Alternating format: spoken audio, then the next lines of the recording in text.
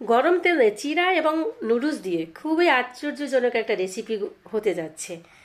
তো যখন আকাশ মেঘলা থাকে এবং বৃষ্টি পড়ে তখন কিন্তু এই টাইপের চটপটা কিছু খেতে মন চায়, একদম মনটা পাগল হয়ে যায় যে মচমচে চটপটা কিছু হতো। তো আজকে আপনাদের জন্য থাকছে সেই ধরনের একটা রেসিপি, একদম কম টাকা খরচ করে, মানে খুব দামি রেসিপি। তো এখানে আমি 200 গ্রাম চিরা নিয়ে নিয়েছি, আর চিরাটাকে একদম চালনি দিয়ে চেলে নিয়েছি, পরিষ্কার করে নিয়েছি। এখন একটা বাটিতে নিয়ে লবণ স্বাদ মতো, পানি দিয়ে দিয়েছি 3 থেকে 4 চামচ।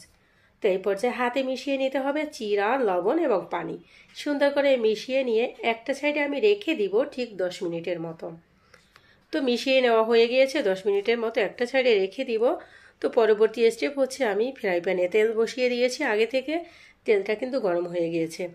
এখন চিরা যে আমি নিয়েছি ওখান থেকে অর্ধেকটা পরিমাণ চিরা এই পর্যায়ে দিয়ে দিব, দিয়ে ভেজে নিব। আর চুলা গাছটা কিন্তু একটু মিডিয়াম লোতে রেখে ভেজে নিতে হবে। বাড়িয়ে দেওয়ার, যদি চুলা গাছটা বাড়িয়ে দেন এতে করে উপরে কালার এসে যাবে চিরার, কিন্তু চিরাটা তেমন একটা মচমচে হবে না। তো ধৈর্য সহকারে ভেজে নিতে হবে। তো মোটামুটি আমি ভেজে নিচ্ছি, এক ধাপে ভেজে নিব আর এক ধাপে একইভাবে কিন্তু আমি এই চিরাটা পুরোই ভেজে নিব।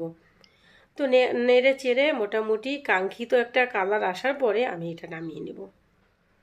তো দেখেন অলমোস্ট হয়ে গিয়েছে, এখন আমি তেল ঝরিয়ে নামিয়ে নেব। তো এখন একই তেলের মাঝে একটা ম্যাগি নুডলস নিয়ে নিয়েছি।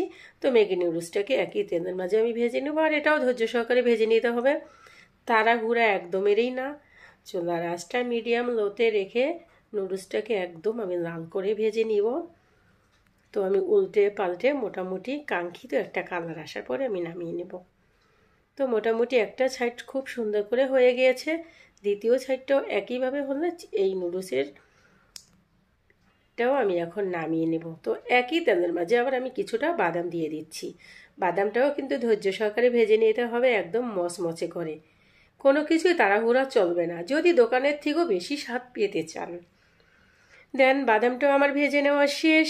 এই পর্যায়ে আমি কি করব, সম্পূর্ণ উপকরণ আমি ভেজে নিয়েছি। এখন একটা বাটিতে নিয়ে নিয়েছি, বাটিতে প্রথম আমি নুডলসটাকে ভেঙে একদম গুঁড়ো করে নিব।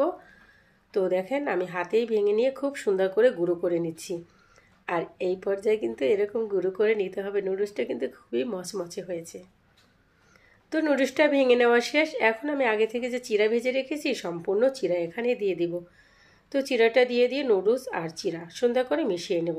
দোকানের স্বাদ পেতে হলে দোকানের মতো তো একটা মশলা এখানে দিতে হবে।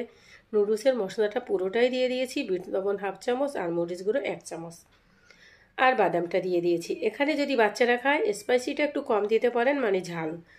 তবে বড়রা যদি খায় ঝালটা যদি দেন টেস্টটা কিন্তু একটা অন্যরকম লাগবে, তাই না? তো এখন সুন্দর করে আমি মিশিয়ে নিচ্ছি, আর মিশিয়ে নিয়ে এইটা বিশ্বাস করেন আপুরা, দোকানের চিরা ভাজাকে বলবে দূরে থাক। আর দেখেন এখানে আমার কয় টাকা খরচ গেছে, কিন্তু এখানে কত টাকার চিরা ভাজা হয়েছে, অনেক টাকার। একদম পুরো পরিবার টিভি দেখতে দেখতে সন্ধ্যাটাকে জমিয়ে নিতে পারবে। বৃষ্টির সন্ধ্যা একটু মচমচে কিছু হলেই তো ভালো লাগে, তাই না? তো এখন কি করব, দুটো বয়ম নিয়ে নিয়েছি ছোট ছোট। তো এই বয়ম দুটো এখন আমি রেখে দিব। আপনারা বেশি কম বাড়িয়ে কমিয়ে এভাবে ভেজে নিয়ে 1 থেকে 2 মাস এভাবে রেখে খেতে পারেন, কারণ এখন তো বৃষ্টির দিন, খেতে খারাপ লাগে না, ভালো লাগে। তো এখন আমি মুখে দুইটা দিয়ে আটকে রেখে দেবো। রেসিপিটা এই পর্যন্তই ছিল, পরবর্তীতে কোনো না কোনো রেসিপি নিয়ে হাজির হয়ে যাব। তো আপনাদের যদি ভালো লাগে অবশ্যই কে কোথা থেকে কমেন্ট করছেন আমাকে জানাবেন। খোদা হাফেজ, বাই।